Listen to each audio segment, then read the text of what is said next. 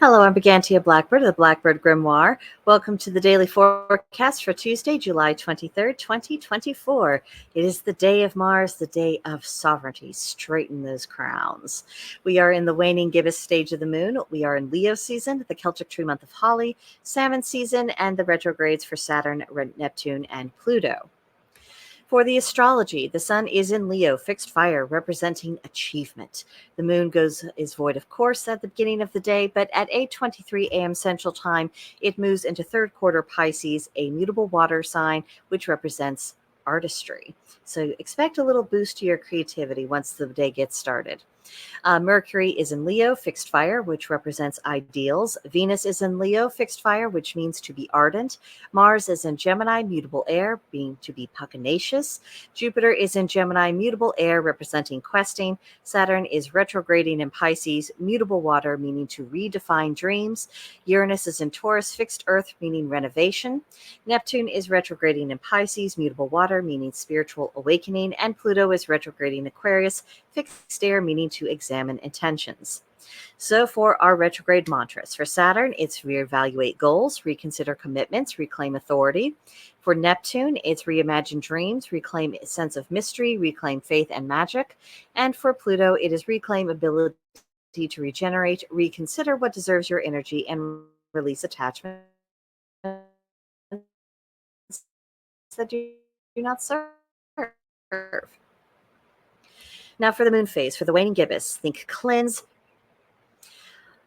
Oh, the recorder did its little loopty thing. So, as a reminder, waning gibbous, cleanse, banish, break malevolent spells. For the Pisces moon, your do's are retreat, meditation, and compassion, and the don'ts are over rationalizing, indiscriminate companionship, and just kind of groups in general. So, on day of Mars, the keywords for Mars in Gemini is pugnacious, which, if you're not familiar with this word, it's defined as eager and quick to argue, quarrel, or to fight. It's very up in your face, as if Martian energy needed that kind of encouragement to do what it does. So if you feel yourself drawn into battle, be sure that it's something that's actually worth fighting about. Be sure you are actually using the proper tactics to deal with the conflict that is in front of you, and don't be too hot-headed. It's going to be so easy to go that direction, but just try to take hold of yourself and think about, okay, what is this really going to accomplish if I get into this argument, especially right now? And if it isn't really adding up, then don't be afraid to walk away from it. You do not have to fight every battle that is presented to you. Don't walk away from battles that belong for you to fight, but don't go around looking for trouble. That's all. So for today's tarot card, we have Three of Pentacles. The key words for this are trade, skilled labor, nobility, aristocracy, renown, and glory. And keep in mind for the Suit of Pentacles generally, the earth element, feminine energy, receptiveness, material action, and for the number 3, the first stage of completion. We've gotten to that first benchmark. So in the context with trade and skilled laborer and all of that, this would represent that you have achieved a certain level of success, and that is what is available for you to use as a platform to spring yourself forward to the next level. But if it's referring more so to having a sense of nobility and aristocracy, I would really interpret this as someone who has decided to embrace, I'm going to have standards for myself. I know how other people in the world are acting. I'm not in charge of them. I do not control them, but I am in charge of myself, and I just don't want to go that direction. I want to hold myself to a higher standard. I want to refine my behavior so it's actually accomplishing something. Accomplishing something and winning an argument, it isn't necessarily about being brusque or nasty or just attacking the castle wall. There are other ways to do things, and sometimes the more way is actually the effective way. So if you're struggling with that, you might ask, what's more important for you, to unleash your emotions, or for you to get something done and maybe exercise a little bit of self-control. And as a general rule, it's always more, even though that is very difficult, and certainly my own personal conduct leaves much to be desired in that regard. However, it's all about aspiration and us doing what we can to improve our mode of being. It isn't about perfection. It's about pursuing an improved state of excellence. So that's something to keep in mind that this general aura is in the air today. Now, for today's Celtic triad, it reads 3 things one is loath to leave: the land where they were born and nurtured, the friends whom they have proven true, and the wealth which they have amassed through the labors of their own hands.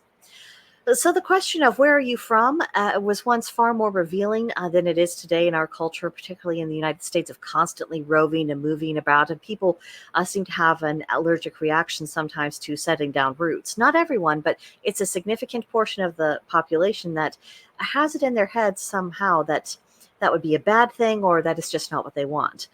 But to be from somewhere, that is about belonging to the land as much as the land has belonged to you and belonged to your people, your family, the community around you.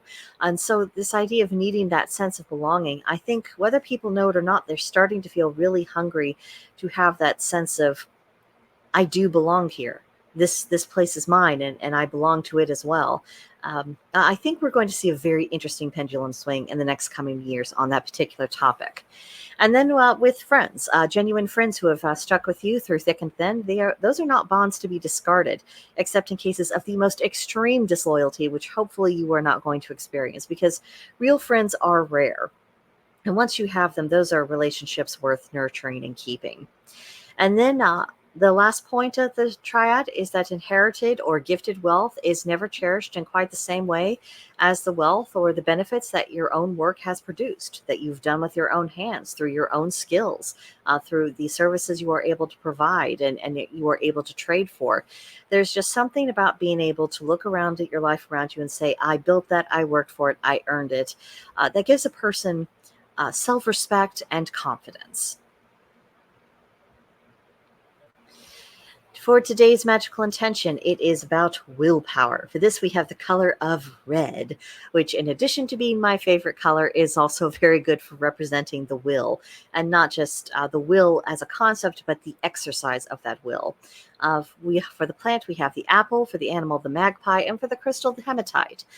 If you happen to be feeling run down, which if you do, I don't blame you a bit. It's been quite a year, and we haven't really had an opportunity to catch our breaths and just absorb the blows we've already had.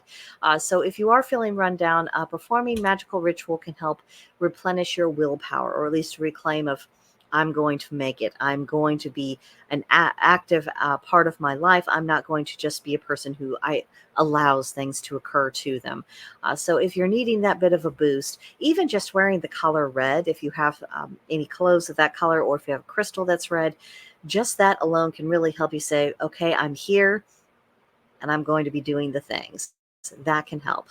Sometimes the smallest of things can work wonders for us. Next up for today's practice, it's Tuesday, so you might honor a sovereignty deity. You could work on your solar plexus chakra. Ask yourself, what lesson have you learned from studying your Mars sign? You could write a prayer to a sovereignty deity. And above all, if there's a mess, whether it's mundane or magical, organize that mess. You don't have to live with it. You do not have to be victimized by that mess, and you do not have to continuously put up with that mess into perpetuity. You have agency. Organize it.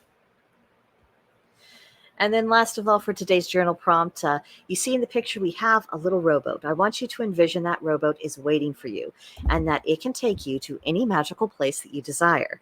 So the question is, where will you go?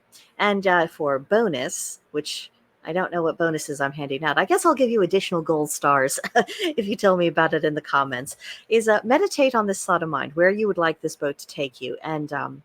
And see where you end up in that meditation. Is it where you thought you were going? Is it where you wanted to go? Was there an unexpected surprise? Only one way to find out. So that is what I have for you today, gang. I hope you enjoyed it. Let me know what you thought about all this in the comment section below. Please come back tomorrow. But with all that, I think that'll be it. See you guys later. Bye.